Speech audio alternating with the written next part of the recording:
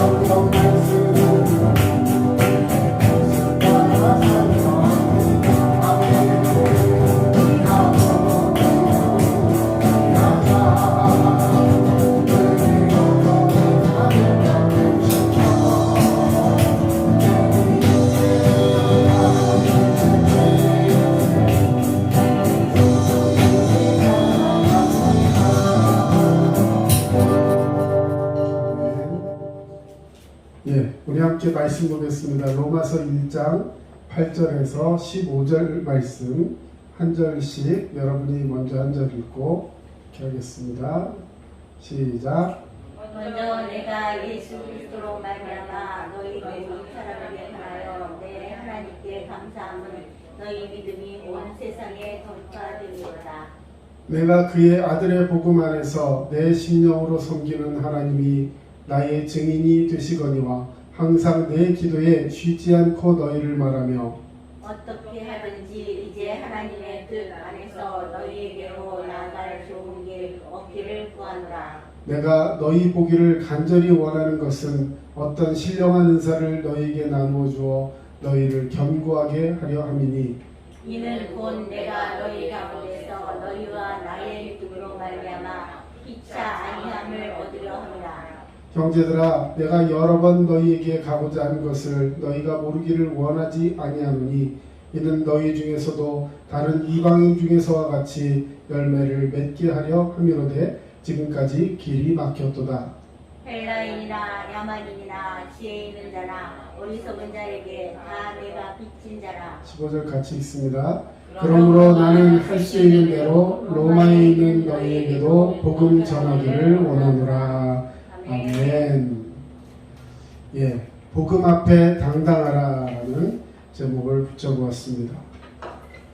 여러분 바울 지금 우리 반주자가 유럽에 학교에서 공부하고 이제 유럽에 여행을 마지막 돌아오는 시간까지 여행을 하고 있는데 지금 딱 여기를 가 있어요. 로마.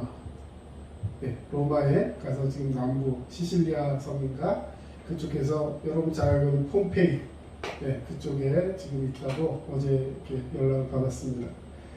자, 이 로마에 바울이 그렇게 가고 싶어 했는데 바울도 못 가는 이 로마를 반주자는 지금 가고 있어요. 자, 근데 어쨌든 간에 자, 이 로마를 가고 싶어 하는 이 바울. 그런데 얼마나 간절했냐면 11절 말씀에 보면 11절 말씀 같이 한번 읽어보겠습니다. 시작. 내가 너희 보기를 간절히 원하는 것은 어떤 신령한 은사를 너희에게 나누어 주어 너희를 견고하게 하려 함이니. 내가 너희 보기를 아주 간절히 한다. 그냥 입에 발린 소리로 너희 참 보고 싶다. 언제 만나면 밥 한 끼 하자. 한국 사람들이 하는 그 공수표라 그러죠. 약속 없는 약속. 언제 만나면 밥 한 끼 합시다. 이 얘기 무슨 얘기야? 별일 없으면 만나지 맙시다. 그런 식이라는데 그런 말이 아니에요. 정말로 간절히 가기를 원했던 겁니다. 자, 그런데 여러분이 알고 있다시피 바울은 복음을 전하는 자였습니다. 그런데 그 이전에 어떤 사람이었냐면 예수 믿고 복음 전하는 사람들을 괴롭히며 핍박하기를 자기의 태어난 삶의 사명이다 생각하면서 자기가 가진 돈이나 권력이나 이런 걸 사용해서 자비를 털어가지고 예수 믿는 사람들을 잡아가지고 심지어 죽이는 일에 최선을 다했던, 말하자면 예수님을 그야말로 도시락 싸들고 다니면서 반대하는 사람이었어요. 그런 사람이 예수님을 만나게 되니까 인생이 변화가 되고 그의 인생의 목적 자체가 예수 그리스도를 전하는 일을 위해 최선을 다하는 자가 되었습니다. 그런데 그 예수를 방해하고 할 때는 그 사람이 굉장히 돈도 많고 실력도 있고 권력도 있고 학식도 있고 그야말로 모든 걸 다 갖춘 사람이었습니다. 우리 식으로 말하면 금수저. 금수저이고 본인 자체도 굉장한 역량을 가진 그런 사람이었어요. 그런데 그런 사람이 그 모든 걸 다 버려버리고 예수님을 전하는 복음을 위해서 그가 스스로 모든 것을 내어버립니다. 모든 것을 배설물로 여김은 하나도 나에게 필요 없는 것으로 여기고 오직 예수를 믿는 고상한 지식을 갖기 위해서 다른 모든 걸 다 버려버렸다. 성경은 기록하고 있어요. 그러고 났더니 그전에는 그 사람 따라다니면서 뭔가 얻어먹어 보려고 막 이렇게 같이 다니던 사람들이, 친구들이 다 떠나가요. 그리고 그를 오히려 이제는 예수 그리스도를 핍박하는 사람들이 바울을 1번 순위로, 바울을 죽여야 할 대상 1호로 삼으면서 그를 아주 적극적으로 따라다니면서 핍박합니다. 그래서 오늘 이 바울이 로마서를 쓸 정도의 이 시간쯤에는 바울은 결국에는 그 모든 지금까지의 행동, 예수 그리스도를 전하고자 했던 행동들로 인하여서 감옥에 갇히게 되고, 이 교도소에서, 말하는 감옥에서 엄청난 고난을 당하면서도 나는 로마에 있는 성도들 너희를 보기를 원한다. 지금 현재는 너희를 만나보고 싶지만 간절히 원하지만 갈 수 없는 상황 속에 있는 나의 상황을 너희에게 알리고, 언젠가는 하나님이 길을 열어주시면 내가 너희에게로 가서 이 복음을 전하고 싶다. 이것이 로마서의 말씀인 거예요. 그런데 오늘 금방 읽었던 11절 말씀에 내가 너희를 이렇게 간절히 보기를 원하는 건 딴 것이 아니라 너희에게 내가 가진 신령한 은사를 나누어 주기를 원한다는 거예요. 그렇게 해서 너희가 견고하게 서기를 원한다. 이것이 바울의 간절한 소망이었습니다. 자, 감옥에 갇혀 있어요. 그동안 가지고 있던 모든 물질과 권력 다 잃어버렸습니다. 이제는 돈도 없고요, 건강도 없고 아무것도 없습니다. 자, 그런데 그런 바울이 어떻게 이렇게 당당할 수 있었을까? 그것은 바로 복음 앞에 당당했기 때문에 그래요. 여러분, 신앙생활하면서 때로는 주눅들 수 있고, 때로는 자신의 처지와 형편 때문에 내가 이게 하는 것이 맞을까? 이런 생각을 하면서 힘들어할 수 있습니다. 그러나 분명한 것은 하나님은 저와 여러분을 기억하고 계시는 사실이에요. 그리고 복음 앞에 당당해야 하는 줄로 믿습니다. 오늘은 그럼 복음 앞에 당당하기 위해서는 우리가 어떤 삶을 살고 어떤 모습을 가지고 살아야 하는지 우리 말씀 속에서 위로와 도전 얻기를 축원합니다. 자, 먼저 복음 앞에서 당당한 성도가 되기를 원하십니까? 이게 첫 번째 전제예요. 뭐 그런 거 관심 없어요 하고 더 이상 할 얘기가 없어요. 왜냐하면 요즘 이 시대에 이런 것에 관심이 없는 사람들이 너무 많기 때문에 그래요. 교회도 문화생활하러 나오고, 교회도 또 직장도 모든 것도 그냥 자기 중심으로 나를 위해서 있는 것처럼 생각하면, 여러분, 물론 직장생활이나 문화생활이나 자기가 할 수 있는 거 누리며 사는 것이 죄가 아닙니다. 열심히 행복하게 즐기고 살아야 돼요. 그러나 교회의 존재의 목적은 나를 즐겁게 하기 위해서 있는 것이 아니에요. 내가 교회의 목적 위에 함께하는 자가 되어야 하는 줄로 믿습니다. 그렇게 위해서 우리는 복음 앞에 당당한 자가 되어야 돼요. 자, 그러면 첫 번째 복음 앞에 당당하기 위해서는요, 간절한 소원, 다시 말해 목적이 분명히 하는 거예요. 자, 바울의 목적이 무엇입니까? 이제 지금까지 고생 많이 했으니까 이제는 다 이 고생한 것에 대해서 혜택받고 보상받기를 원했어요? 아니에요. 보상은 하나님께 있다. 하늘에 있다. 내가 모든 공덕을 하늘에 쌓고 이 땅에 있는 것을 배설물로 여긴다라고 분명히 얘기했기 때문에 바울의 목적은 그것이 아닐 겁니다. 금방 읽었던 본문처럼 이제 나의 삶의 마지막 소원이 있다면 나는 로마에 가기를 원한다. 그런데 그 로마에 가기를 원하는 것도 로마 여행 가고 싶은 게 아니라 로마에 바로 황제가 있으니까 내가 그 황제랑 같이 만나갖고 내가 이제 막 인싸가 되고 싶고 이런 게 아니라 그곳에 있는 교인들, 다시 말해 로마에 어떤 식으로든지 복음이 들어가서 현재 예수를 믿고 있고 어렵게 신앙생활하고 있는 그 로마에 있는 교인들에게 가고 싶다, 이런 얘기예요. 여러분, 결론적인 얘기지만 바울이 로마에 가서 복음을 전하기 이전에도 로마에는 예수 믿는 사람들이 있었어요. 어디서 누구에게 믿었는지 정확치 않지만 복음을 들은 사람이 있었고 그것으로 인해 신앙생활하는 사람들이 있었다는 거예요. 자, 그런데 이미 신앙생활하는 사람들이 거기 있는데 왜 바울은 굳이 로마에 가고 싶어 했을까? 결론부터 말씀드립니다. 여러분, 복음이 있다 그래서 그 사람들이 정확하게 구원을 받고 정확하게 건강하게 신앙생활을 하고 있는지 안 하고 있는지 우리는 알 수가 없어요. 그래서 그들에게 나아가서 다시 복음을 전하고 그들에게 가서 다시 한번 믿음을 일깨워주고 너희가 잘 믿고 있다, 너희가 예수 안에서 좀 더 희생하고 좀 더 주님 앞에 열심을 다하면서 믿음으로 교회를 일으키고 더 나아가서 세계를 복음화시키는 일을 위해서 지금 믿는 예수를 더 굳건하게 붙잡아라. 이것이 바울이 로마에 있는 교인들에게 가서 다시 복음을 전해야 하는 이유였어요. 사랑하는 성도 여러분, 여러분에게는 삶의 이유가 무엇입니까? 내가 예수 믿었다고요? 여러분, 그것이 끝이 아니에요.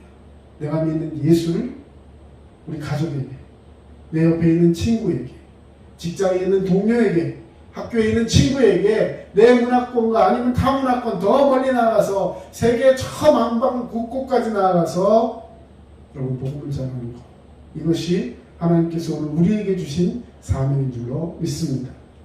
자, 금방 읽었던 말씀이죠. 내가 너희 보기를 간절히 원한다. 왜 그랬다 그랬죠? 신령한 것을 나눠주겠다. 그것은 뭐 다른 것이 아니라 성령의 은사요, 성령의 역사하심이요, 성령이 함께 하시는 그 복음의 말씀을 전하기를 원한다는 거죠. 왜? 그렇게 해서 너희를 견고하게 하기 위해서 나는 이 일을 하기 원한다는 것입니다. 여러분, 바울은 그 간절함을 가지고 있을 때 그냥 가기를 원해, 내가 너희한테 가기 원해 하고 끝난 것이 아니라 그것을 놓고 계속해서 기도했어요. 뭐를 기도했다고요? 자, 금방 얘기했는데 논점을 묻고 싶어요. 자, 바울이 지금 뭘 간절히 기도하고 있어요? 1번, 로마에 가는 것을 간절히 기도하고 있다. 2번, 로마에 있는 교인들이 복음을 다시 듣고 새로운 성령의 은사를 받고 견고하게 되기를 원하고 있다. 2번이에요. 2번을 위해서 자기가 1번을 하고 싶은 거예요.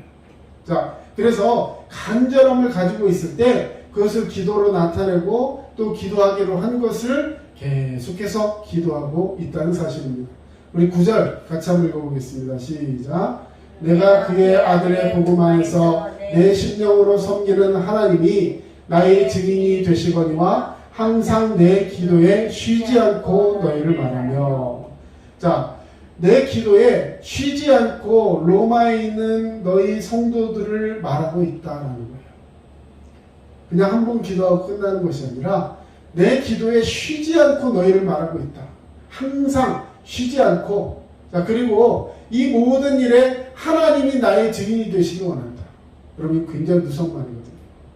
하나님이 나를 지켜보고 계시고 나는 하나님의 이름을 걸고 너희한테 약속하고 장담할 수 있다.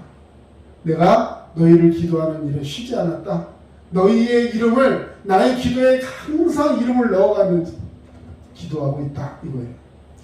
자, 여러분, 항상 이름 넣어가면서 기도하는 사람들 어떤 사람들이에요? 사랑하는 사람입니다. 사랑하는 사람. 그 사람을 위해 기도하면서 그 사람들을 위해서 열심히 간구하면서 그것이 나의 기쁨이 되는 거예요. 빌립보에 있는 교인들을 향해 바울은 또 기도했어요. 간구할 때마다 너희 무리를 위하여 기쁨으로 항상 간구했다. 빌립보서 시작에 이렇게 표현해놨어요. 자, 그러면 일단 두 군데 나왔어요. 어디 기도하고 있어요? 로마에 있는 교회, 그리고 빌립보에 있는 교회. 빌립보는 자기가 세운 교회예요. 자, 그 다음 데살로니가 전서는 디모데라는 이 바울의 제자를 위해서 또 함께하는 그런 교회들이었습니다. 자, 데살로니가 있는 교인들한테도 이렇게 기도하고 있대요. 항상 하나님께 감사하며 기도할 때에 너희를 기억하며. 자, 벌써 세 군데요. 어디? 로마, 또 빌립보, 데살로니가. 지금 세 개예요. 그다음 또 빌레몬이라는 건 사람, 개인입니다. 바울이 잘 알고 있는 바울의 동력자였고, 그리고 늘 바울의 어떤 멘티, 바울이 멘토고 그 밑에 있는 사람으로서 늘 이 빌레몬은 이 바울을 생각할 때마다 존경하는 마음을 갖는 그런 사람이었어요. 그런 빌레몬을 향해서도 개인적으로 기도하고 있다 얘기하고 있는 거죠. 같이 있습니다. 내가 항상 내 하나님께 감사하고 기도할 때에 너를 말하는. 자, 기억력 테스트예요. 자, 첫 번째 무슨 교회? 로마, 또 빌립보, 또 데살로니가. 이제 개인 서신 빌레몬, 또 아까도 얘기했던 바울의 제자 디모데. 여러분, 할 거 없이 계속해서 기도할 때마다 이 사람들을 기억했대요. 그러면 자, 일단 지금 나온 사람만 해도 5명이 세 교회와 2명인 사람인데 기도의 입을 딱 열면 이 사람들 생각과 사정과 형편과 그들을 향한 사랑과 이런 것들이 다 나왔다는 거예요. 자, 여러분, 우리는 관계의 폭을 넓히는 것보다 더 중요하게 생각해야 되는 것이 뭐냐면 기도의 지경을 넓혀야 돼요. 그냥 목사님이 기도하려니까 이 사람이 기도하는 거 그것도 굉장히 중요합니다. 중보기도니까. 그런데 그거보다 더 중요한 게 뭐냐면 내가 사랑하는 사람, 그 사람을 위해 기도하는 사람들이 많아지게 해주세요. 왜? 하나님께서 그 기도에 응답하시고 나의 수고를 다 갚아주실 줄로 믿습니다. 네. 자, 여러분 기도하면서 어떤 생각이 들까요? 그 사람들을 위해 기도하면은요, 때로는 애통하는 마음도 들겠지만 결국은 감사가 넘치게 되는 줄로 믿습니다. 빌립보서 4장에 보면 아무 일에든지 염려하지 말고 모든 일에 너희 간구를 감사함으로 하나님께 아뢰라. 그리하면 모든 지각에 뛰어난 하나님의 평강이 그리스도 예수 안에서 너희 마음과 생각을 지키시리라 약속해 주신 줄로 믿습니다. 기도하면 감사하게 돼요. 8절 같이 읽습니다. 먼저 내가 예수 그리스도로 말미암아 너희 모든 사람에 관하여 내 하나님께 감사함은 너희 믿음이 온 세상에 전파되리로다. 아멘. 기도하면서요 감사가 드러나고 있어요. 왜? 기도하는 그 대상들이 온 세상에 복음을 전파하며 교회가 부흥하고 그 믿음의 지경들이 넓어지는 것을 영적으로 느끼고 소식으로 듣고 있고 자기가 발로 밟아가면서 확인하고 있어요. 그럼 그보다 신나는 일이 어디 있을까요? 우리 자녀가 예를 들어서 막 조금씩 커가면서 막 자기가 할 일을 다 해가면서 예전에는 막 밥도 제대로 못 떠먹고 막 이렇게 하던 애가 자기 다 건사할 뿐만 아니라 친구들과의 관계도 좋아지고 막 잘하더니 기타도 배우고 드럼도 배우고 하나님 앞에 막 찬양 올리면서 영광 올리면서 살면 여러분 그 부모가 얼마나 기쁘겠습니까? 하나님 말씀 속에서 여러분 믿음으로 살아갈 때 내 옆에 있는 사람들을 위해 기도하시고 그 기도하는 그 대상들이 믿음으로 자라가는 것을 보면서 기뻐하고 감사할 수 있는 저와 여러분 되시기를 주의 이름으로 축원합니다. 여러분 기도하면 감사가 나타나고 또 그 대상들을 사랑하게 된다 말씀드렸습니다. 자, 그런데 사랑하면요, 사랑하는 사람에게 좋은 것을 주고 싶어요? 좋은 건 나 혼자 쏙 갖고 좋은 것을 다 빼버리고 싶어요? 좋은 것을 주고 싶죠. 다시 말해 기도하면 감정이 변화되고 그를 향한 나의 마음이 변화되어서 행동으로 나타나게 되는 것을 여러분 믿으시기 바랍니다. 예, 내가 간절히 원해. 너희 만나기를 너무나도 원해. 그냥 말로만 기도하는 것이 아니라 이제는 너희에게 다가가서 너희랑 함께 만나보고 손으로 만져보고 눈으로 보고 함께하기를 원하는 것. 이것이 구체적으로 바울이 원하는 것이었다는 것입니다. 여러분 우리도 이제 기도의 지경을 넓히면서 조금씩 말씀 속에서 우리의 삶을 변화시켜 나갈 수 있는 자가 되어야 할 줄로 믿습니다. 자, 그래서 기도하면 우리 한번 따라하겠습니다. 기도는 행동하게 만듭니다. 기도는 행동하게 만듭니다. 여러분 말로만 하는 기도가 아니에요. 말로 입술로 기도하면 내 가슴이 변화가 되고 가슴이 변화가 되면 사랑하게 되고 사랑하게 되면 뭔가를 주고 싶은데 그렇게 하다 보면 행동 속에 그런 것들이 나타나게 된다는 것이에요. 여러분 사랑하게 되면 그 사람을 위해 기다리는 시간이 아깝지 않아요. 금방 만나고 집으로 돌아가다가 다시 또 와서 쳐다보고 있어요. 사랑합니다. 이것이 행동으로 만드는 사랑입니다. 10절 어떻게 하든지 이제 하나님의 뜻 아래서 너희에게로 나아갈 좋은 길 얻기를 구하노라. 어떻게 하든지 길을 간구하고 있는 거예요. 지금 자신의 상태는 감옥에 갇혀서 아무것도 할 수 없는 상태이지만 그런 것은 그에게 문제가 되지 않아요. 어떻게 하든지 이 길이 나오기를 내가 열심히 간구도 해보겠고 그리고 하나님께 기도하면서 그 길을 뚫겠다는 것이죠. 자, 13절 형제들아 내가 여러 번 너희에게 가고자 하는 것을 너희가 모르기를 원하지 아니하노니.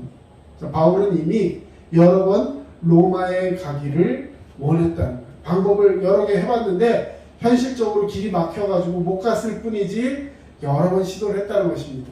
그것을 너희가 모르기를 원치 않는다. 이 말은 뒤집어 얘기하면 알아주기를 원한다 이거예요. 왜 그랬냐면 너희 중에서도 다른 이방인 중에서와 같이 열매를 맺게 하려 함이로되 지금까지 길이 막혔도다. 열매 맺는 믿음의 제자들을 낳기를 원하고 교회를 세우고 함께 동역하는 믿음의 동역자들을 만들기를 원했지만 그 길이 막혀 있었다는 것입니다. 그래서 포기했다는 것이 아니라 그것을 위해서 여러 가지 좋은 길 없기를 나는 구하고 또 지금도 노력하고 있다는 사실입니다. 여러분, 사랑은 머무는 것이 아니라 가는 거예요. 사랑은 함께하는 것입니다. 여러분, 사랑하면 눈보다 손보다 발이 앞서게 된대요. 무슨 말이냐면 처음에는 사랑하면 머리에 머물다가 저 사람 참 관심 있어, 저 사람 좋아, 그러다가 눈이 그쪽으로 향하게 되고 그리고 좀 더 가면 그 사람을 위해서 뭔가 하려고 손이 움직이게 되고 그리고 마지막으로 발이 함께합니다. 무슨 얘기예요? 그 사람과 늘 동행하는 자리에 내가 서 있다는 거예요. 여러분, 사랑은요 우리를 머물지 않게 합니다. 그 사람과 함께 가게 하고 함께하는 일을 위해서 최선을 다하게 하는 것, 이것이 오늘 바울에게 하나님 주신 간절함이었고 그 간절함을 통해서 로마에 있는 교인들을 만나기를 원했던 것, 이것이 오늘 바울이 복음으로 당당한 이유였던 것입니다.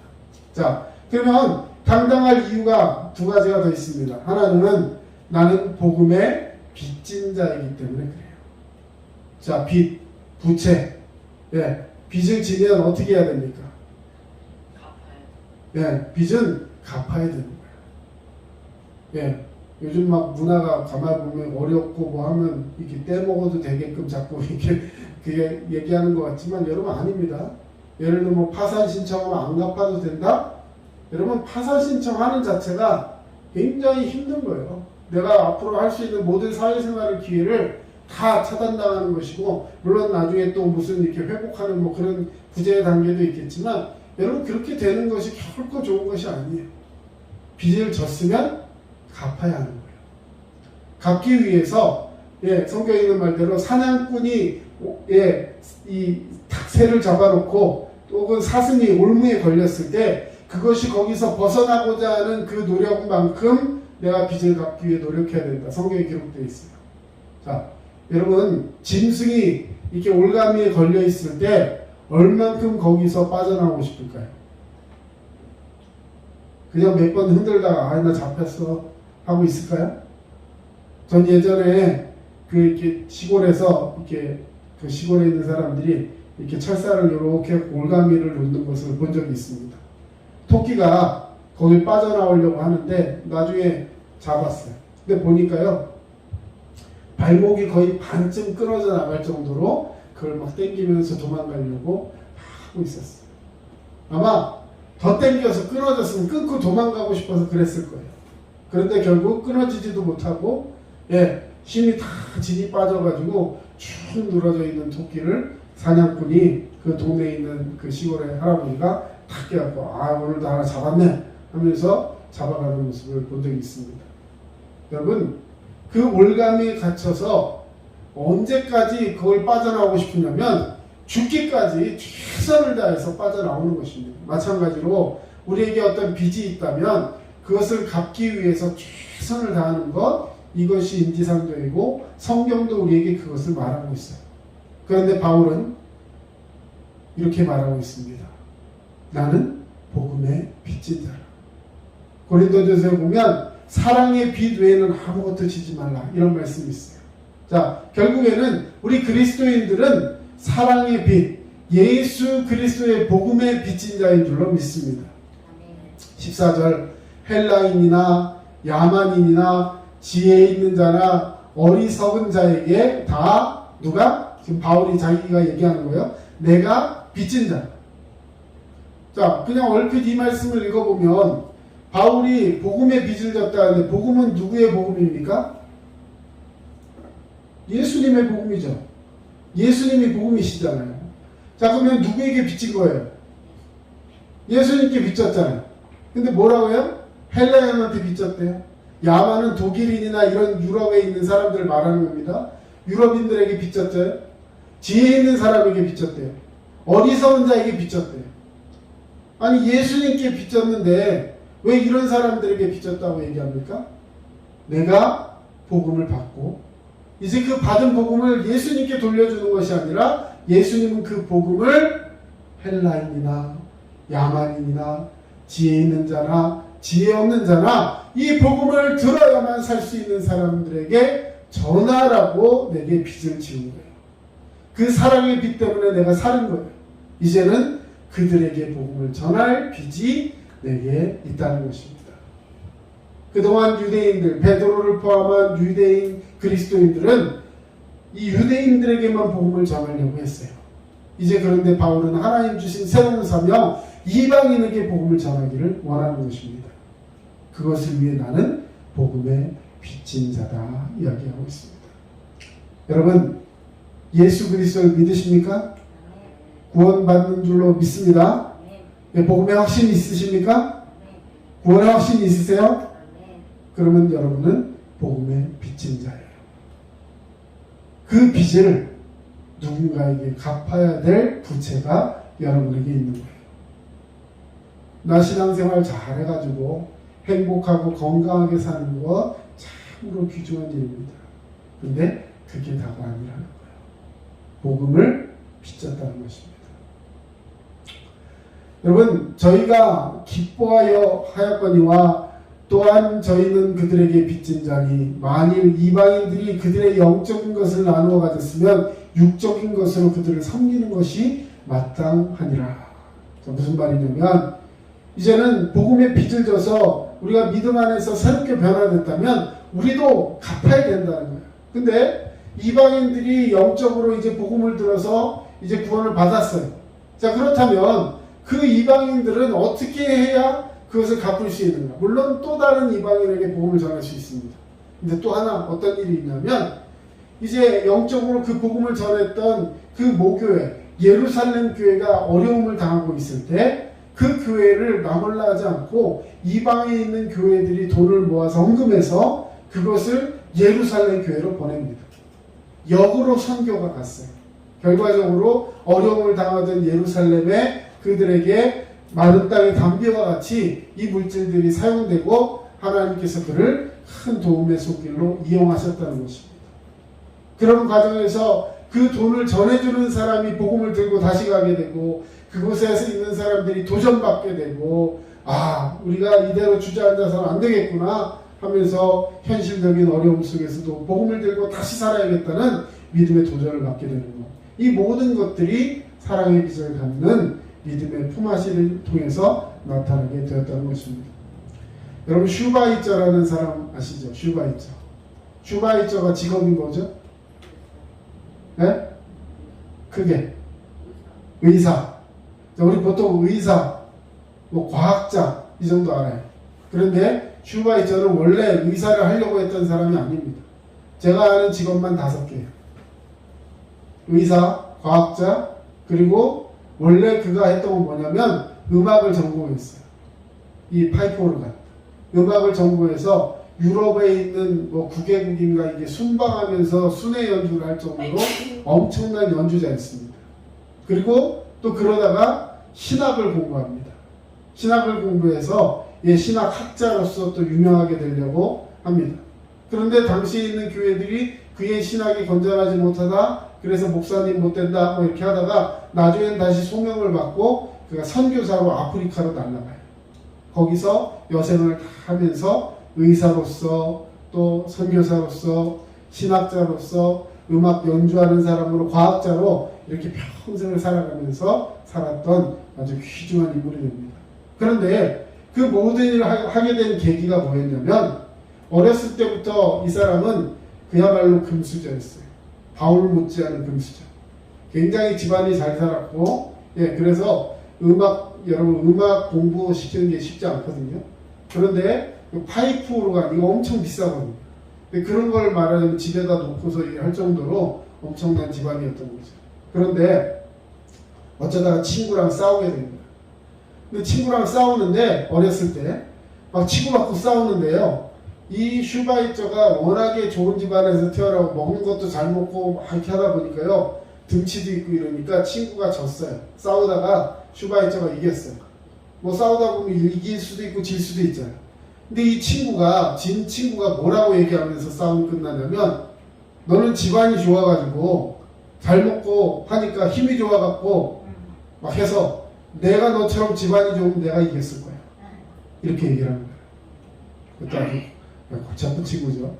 자, 근데 이 이야기에 슈바이처가 충격을 먹습니다. 아, 내가 이렇게 집에서 밥구만 잘하고 너무나 이렇게 막 그냥 힘만 세고 만화는 다 먹고 남들 하지 못하는 걸 누리고 사니까 감사할 줄 몰랐는데, 야, 내가 받은 것이 참 많구나. 그러면서 이제는 내가 누군가를 위해서 내가 가진 걸 돌려줘야겠다.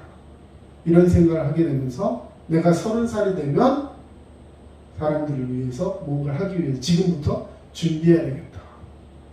음악만 하고 피아노만 치던 그가 그래서 공부를 다시 시작하게 되고 신학을 하게 됐는데, 그 신학을 하다가 자기의 신학이 당시에 있는 교회들에게 너무 진보적인 신학이다 보니까 이렇게 해가지고 내가 사람들에게 도움이 될 수 없겠다. 다시 그때 또 의학을 공부해가지고 사람들에게 의술을 가지고 평생 나아가면서 그들에게 아프리카 이런 나라 가가지고 복음을 전하면서 의술을 하는 그런 선교사의 삶을 살게 되었던 것입니다. 사랑하는 성도 여러분, 여러분이 가진 것 여러분의 것이 아니에요. 하나님이 내게 주신 복인 줄로 믿습니다. 이제 그 복을 누리며 살 뿐만 아니라 이제는 전해줄 수 있는 자가 되어야 줄로 믿습니다. 마지막으로 빌레몬 오네시모 얘기하고 마치겠어요. 바울의 친구였고 동역자였고 바울의 그 제자와도 같았던 빌레몬이라는 사람이 있었습니다. 근데 그 빌레몬에게 어느 날 바울이 편지를 합니다. 근데 편지의 내용이 뭐였냐면, 빌레몬, 너 오네시모라는 사람 알아? 그랬더니 오네시모는 화가 잔뜩 나서 발끈합니다. 왜냐하면 오네시모 어떤 사람이냐면 빌레몬 집에 있던 노예였어요. 그런데 이 노예가 노예로 살기 싫다고 도망갔어요. 막 도망가서 이 도망자, 여러분 이 시대의 노예는요 주인의 허락 없이 밖에 나가면 안 되는 거예요. 그런데다 도망까지 갔으니까 잡히면 죽는 겁니다. 그랬는데 이 오네시모가 도망을 다니다가 멀리까지 도망 나왔는데 거기서 누구를 만나요? 바울을 만나요. 그리고 복음을 전해 듣습니다. 인생의 변화가 됐어요. 이제는 주인이 따로 생겼어요. 예수 그리스도가 주인이 되었어요. 그래서 복음을 빚진 자로서 이제는 예수만을 위해 살겠습니다. 내가 전 주인 빌레몬에게도 용서를 구하고 싶은데 지금 이대로 가면 저는 죽습니다. 이런 얘기를 하면서 바울에게 막 상담을 하는 거예요. 열심히 바울을 도우면서 있어요. 그때 빌레몬에게 보낸 편지, 그게 빌레몬서예요. 빌레몬에게 편지를 보내면서 야, 너와 나는 사랑의 동역자 아니냐 하면서 이야기합니다. 내가 이 오네시모를 만났는데 오네시모가 믿음으로 변화되었다. 너도 나를 통해서 복음을 받지 않았느냐. 그러면서 자, 이 오네시모가 빌레몬에게 끼친 그 해악이 많죠. 물질적으로도 손해를 많이 끼쳤습니다. 자, 그랬을 때 바울이 이렇게 얘기합니다. 오네시모가 너에게 끼친 손해 내가 갚아주겠다. 그러면서 용서해줘라 이렇게 하는 거예요. 자, 그러면서 은근히 이런 얘기를 합니다. 너도 나에게 빚진 거 있지 않냐. 거기에 대해서 뭐 많은 의견들이 있어요. 실제로 바울이 돈을 꿔줬다. 네, 빌레몬에게 꿔줬는데 내가 그거 퉁쳐줄게. 뭐 이런 얘기도 있고요. 뭐 바울이 자비량으로 선교하면서 모든 걸 다 하나님께 바쳤는데 무슨 돈이 있었겠냐. 결국은 그 빚이라는 것은 사랑의 빚이다. 복음의 빚. 너도 나를 통해서 복음을 받지 않았느냐. 이제는 너도 그를 용서해주고 복음의 형제로 받아들여라. 여러분, 하나님께서 오늘 우리에게 이 놀라운 축복의 말씀을 주실 때 은혜의 능력이 나타나게 될 줄로 믿습니다. 아까 서두에 말씀드렸듯이 이미 로마에 있는 복음을 들은 사람들이 있었어요. 그들에게 다시 복음을 듣게 하는 것, 이것이 바울의 소원이었습니다. 저와 여러분이 복음 안에서 간절함을 상실하고 어느 순간부터 그냥 나 자신 행복하면 돼, 그걸 위해서 그냥 신앙생활을 유지하는 정도의 신앙으로 나태함이 있다면 오늘 이 말씀을 가지고 다시 한번 서기를 원합니다. 다시 복음 앞에 당당하게 서가는 저와 여러분 되시기를 주의 이름으로 축원합니다. 사랑의 주님, 감사합니다. 오늘도 귀한 은혜 중에 우리를 붙들어 주시고 믿음으로 깨어 기도할 수 있는 귀한 시간 우리에 허락하신 주님, 감사를 드립니다. 다시 복음으로 믿음 안에 당당히 설 수 있는 오늘 우리가 되게 하여 주시옵소서. 지금은 우리 주 예수 그리스도의 은혜와 하나님 아버지의 크신 사랑하심과 성령님의 도우심과 위로의 통 충만하심, 주님 앞에 끼어 믿음으로 살아가기를 원하는 모든 주의 백성들 머리 위에 이제로부터 영원토록 함께 하시기만을 간절히 축원하옵나이다. 아멘. 아버지 감사합니다. 주님의 사랑을 충만합니다. 아버지 이름으로 기도한 저희들 수 있도록 도와주시옵소서.